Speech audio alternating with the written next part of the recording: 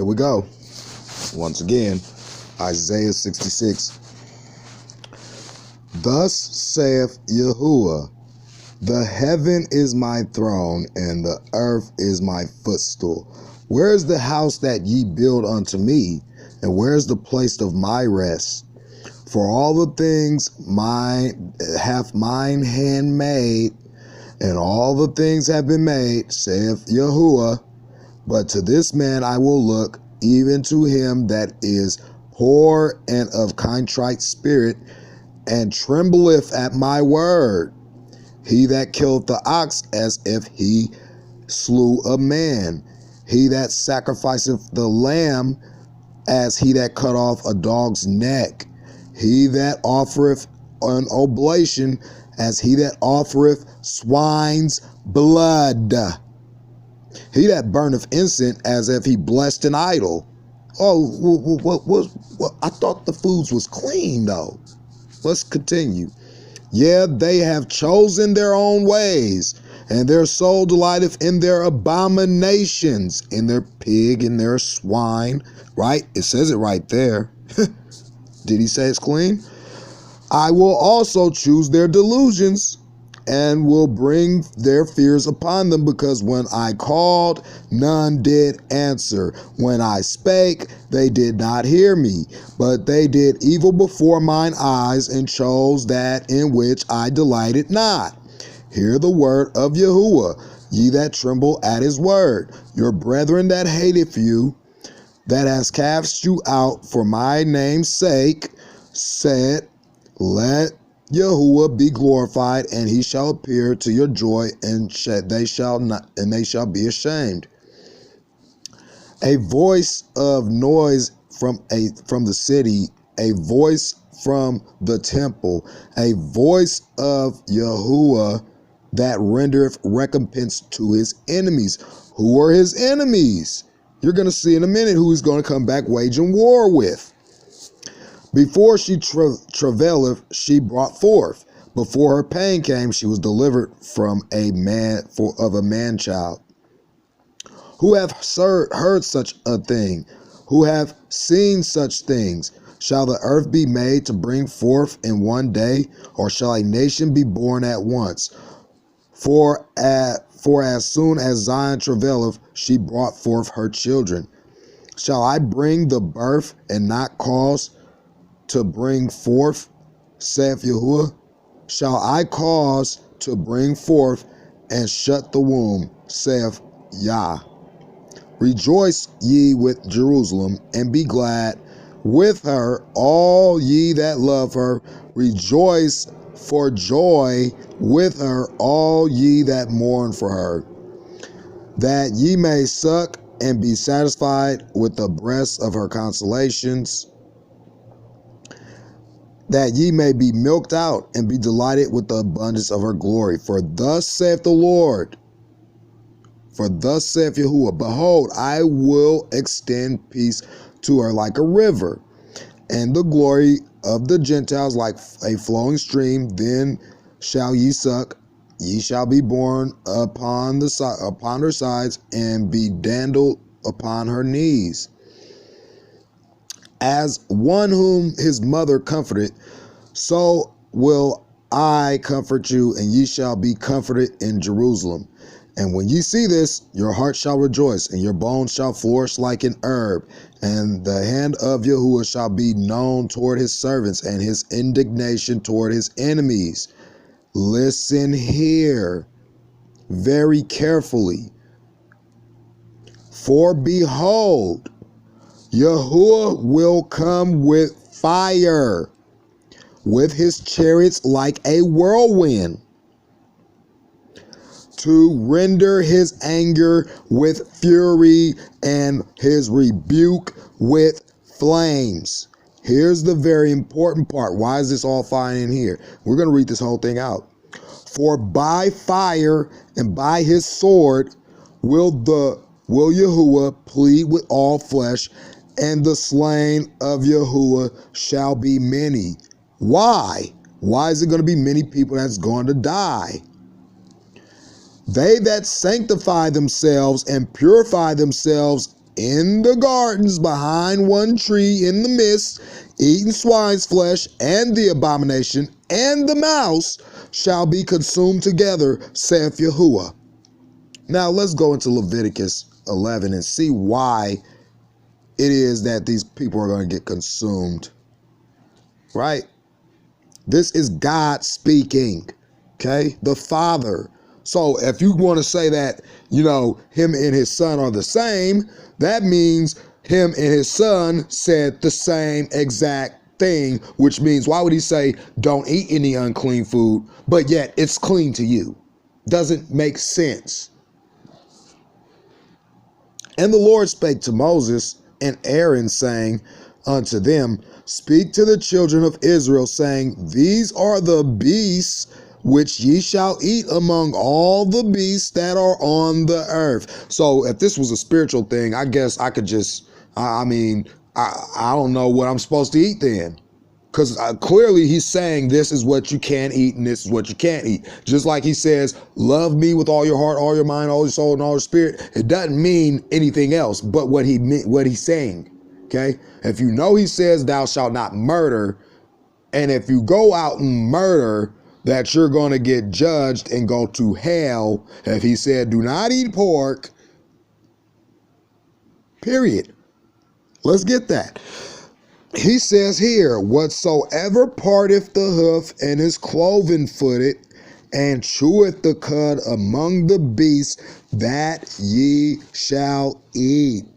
Nevertheless, shall ye not eat of them that cheweth the cud, or of them that divideth the hoof, as the camel, because he cheweth the cud and divideth not the hoof. He is unclean to you. Okay, so are you going to go and eat a camel anyway, even though God said don't do it? Hey, go ahead, be my guest. Let's see. And the coney, because he cheweth the cud and divideth not the hoof, he is unclean to you. And the hare, which is a rabbit. Oh, I guess rabbit are clean too. Go on ahead and eat you a rabbit. Okay? Because he cheweth the cud and divideth not the hoof, he is unclean to you. And the swine, the pig, though he divideth the hoof and be cloven footed, he cheweth not the cud. He eats trash. He is unclean to you. Of their flesh shall ye not eat, and their carcasses shall ye not touch. They are unclean to you. Now let's go into Deuteronomy 14. Actually, let's go into Deuteronomy 14 because it gets a little bit more descriptive, okay? Bats are classified as unclean food. Rats are classified as unclean food. But hey, he done away with the food law. So go on ahead and eat you some rats and bats. Because it's clean now, right? It's not what goes into your mouth, right? But what comes out of it. I mean, give me a break. If you think the food laws are done away with, go eat a rat. Here it is. Ye are the children of Yahuwah. Ye shall not cut yourselves, nor make any baldness between your eyes for the dead.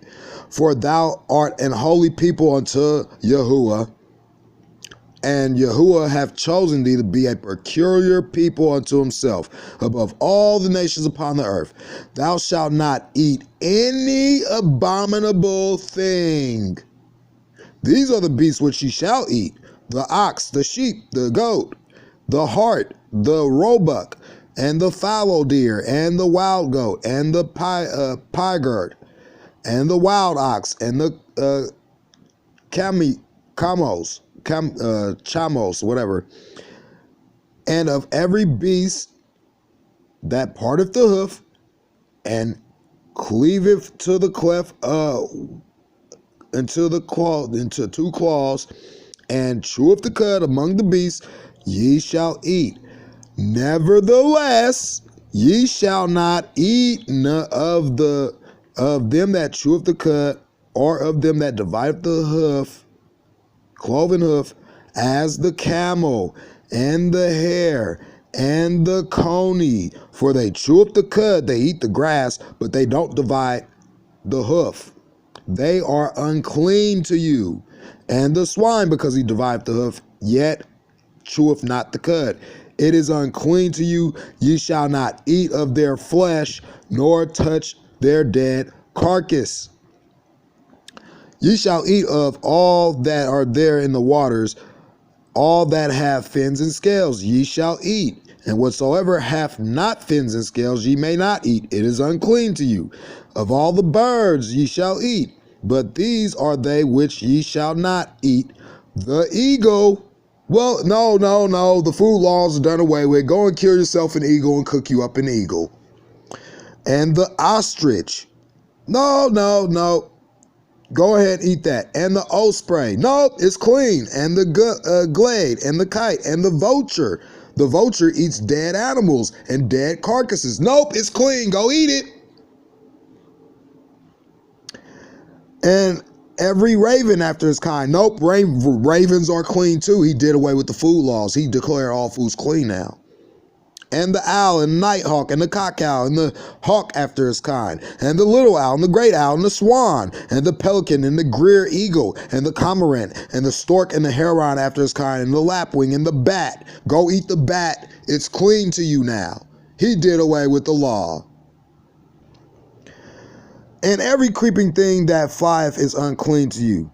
They shall not be eaten. So go eat flies, go eat dragonflies, go eat mosquitoes. You can eat that. It's clean to you now. Even though God said it's not clean. Go ahead and eat it. It's done away with. Oh yeah, God and his son are the same two people. It's a whole Trinity thing going on. So whatever God said came out the same mouth of the son, right? Because they're the same people. So which way do you want it? It doesn't make sense either way. Of every creeping thing that flieth is unclean to you. They shall not be eaten. But of all clean fowls ye may eat. So he said, of all clean fowls ye may eat. Ye shall not eat of anything that dieth. Nope. If something dies, you go eat the roadkill too. Because the food laws are done away with. All things are clean. Remember, it just goes in the belly and comes out the other end. Thou shalt give it to the stranger that is in thy gate, that he may eat it, or thou mayest sell it to an alien, for thou art an holy people unto Yahuwah. Thou shalt not seethe the kid in his mother's milk. Thou shalt truly tithe in all the increase of thy seed, and the field bringeth forth year by year. So he's talking about you can eat all the grass. All the crops, right? And thou shalt eat before Yahuwah in the place which he shall choose to place his name there. The tithe of thy corn and thy wine and thy oil and the firstlings of the herd of thy flocks, that thou mayest learn to fear Yahuwah always. But if the way be too long for thee, so that thou art not able to carry it, or if the place be too far from thee, which Yahuwah shall choose to set his name there, when Yahuwah bless thee, thou shalt turn it into money and bind up the money in thine hand, and thou shalt go into the place which the Lord thy God shall choose. Okay, so it's talking about selling food and all like that. Okay, so nowhere in here, let me see.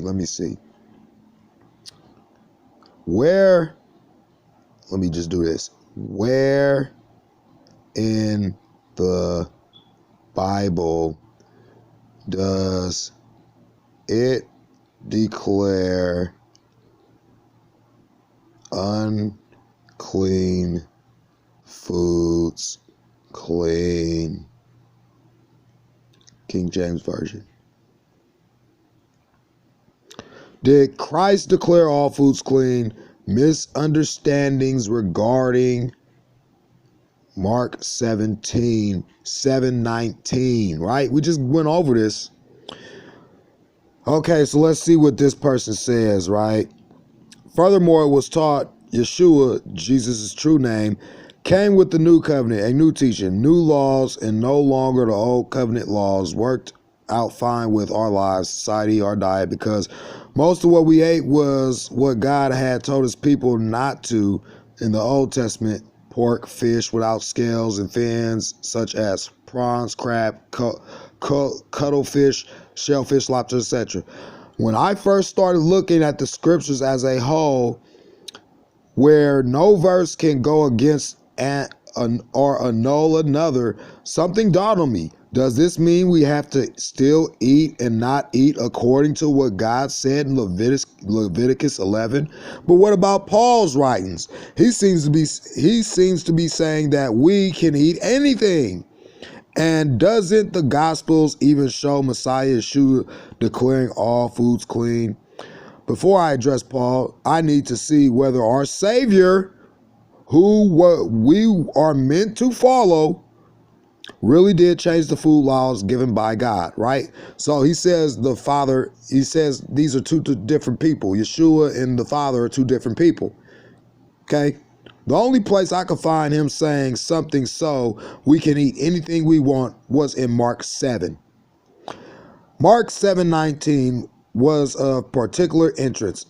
So I read through a couple of English translations of the Bible and most of the versions that said Jesus declared all foods clean. Interestingly enough, the King James did not contain this part, while all the other versions had this in brackets. For it doesn't go into the heart, but into the stomach and then out of the body.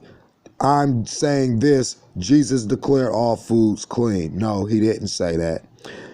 Since it enters not into his heart, but his stomach, it is expelled. They all say it, Why didn't the King James, one of the earliest translations to the English done in 1611, not contain this portion? And why did the rest of the versions carry it within brackets? As I dug into this issue, I found out an interesting piece of information. The original Greek manuscripts do not carry "I'm saying this," Jesus declared, which is in Mark 7:19. You can check this out for yourself here in this codex. Here you go. Let's click this. Here you go. Here's the codex. This is what you're talking about. The codex sent to whatever that is, right? Codex. 1600 years ago, manuscript contains Christian Bible in Greek, including the oldest complete copy of the New Testament. It's heavily corrected. Text is of outstanding importance for the Bible manuscript. The oldest, the codex. Let's see. So that's just the site that he's talking about. Okay. So, let's see here. This has been a later addition by some of the translators to give this verse more clarity. This was the reason why the King James Bible did not have this part included. Since this was cleared out, I now had to make sure whether the decision by the translators to add in saying this, Jesus declared all foods clean, was valid. Whether Yeshua was clearly stating that the food laws were no more, looking at the context of chapter 7 of Mark leading up to verse 19 was essential to make this decision. Let us study Mark 7 from verse 1 and work our way down to the verse in question. This is how you find out stuff. You just can't pick one verse and say that, you got to read it in context. I keep telling people this. So let's read it in context. Reading Mark 7, 1 through 4, I recognize that the story began with the Pharisees accusing some of Yeshua's disciples of not washing their hands, like I stated, before eating. And Mark went on to note how the Pharisees and the Jews would not eat without washing their hands according to the traditions of the elders or men, and how they did not eat without washing hands after coming from marketplace, and how they have a lot of these traditions like washing cups, pots, brazen vessels, and tables. Now, some would associate the Pharisees with the Old Testament and conclude these washings from the Old Testament law of God. But praise God, I have been privileged to learn about the Pharisees and how they had their own law teachings additional to God's law. So they added to his law. Okay, they just added it. So is that authoritative? Did God tell them to do that? No, they did it on their own free will. What did he say in Revelation 22 about adding in and taking out? Read it. This made a difference as I understood what Mark meant by the traditions of the elders in verse 3. In verse 5, the Pharisees asked Yeshua why his disciples don't walk according to the traditions of men or elders, eating with unwashed hands. This is what Yeshua addressed in the verses that preceded. Not holding to the tradition of the elders and eating with unwashed hands. In verse 6 and 7, he starts by quoting Isaiah 29:13. Let's get that. Okay. Let's get Isaiah 29:13, because he quoted the Old Testament, right? Since you guys think the Old Testament, Isaiah 29:13. Since you think the Old Testament is null and void because the Son came and done away with it, you're wrong. Here we go. Wherefore the Lord said, for as much as this people draw near me with their mouth, their lips do honor me, but have removed their heart far from me. Their fear toward me is taught by the people, by the precepts of men, right? Precepts of men, once again, like the Pharisees. Why are you eating with unwashed hands? You can't eat dirty food because your hands are dirty. It's gonna make you defiled. That's what the context is. It ain't talking about eating any foods. And when you read it over and over and over, you'll see that he didn't say anything about foods being clean, that were unclean. You don't find it anywhere. You can't take it out of context. Now, verses 6 and 7 start by quoting Isaiah, showing their hypocrisy, saying that they honor God with their mouth, but their hearts are far from him, and that in vain they do worship him, teaching doctrines, commandments of men as doctrine. Verses 8 through 13, he further establishes and clarifies their mistakes, showing that they lay aside God's commandments, like don't eat the pork and the unclean stuff, and are holding to the traditions of men, including the washing of cups and pots and such things. He says that they reject God's commandments so that they can keep their own traditions, like eating your pork wrapped shrimp, and that they made God's word of no effect by their traditions, which means you're not doing what God told you to do. Observe how Yeshua is pointing out the differences between God's commandments and the traditions of men. What is the context so far? Is it food or is it man-made traditions? Isn't the whole conversation revolving around eating foods with unwashed hands, which is the tradition in focus? Let us read on.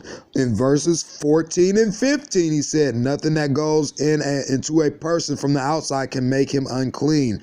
It is what comes out of the person that makes a person unclean. What is Yeshua saying? If and when we take it in context, is he saying that we can now eat whatever we want? Let's continue. What Yeshua said was not a statement, but a parable. Yeah, sure. In verse 17, the disciples asked him what he meant by the parable. Now we come to these verses in question. Yeshua answers his disciples in verses 18-23, saying, whatever enters into a man cannot make him unclean, but only through sin that proceed from the inside of man. It is clear that he says that man is defiled by sin, which is inside. But he goes on in this, is he in the same go saying that God's food laws are of no use because whatever we eat is purged out of the stomach?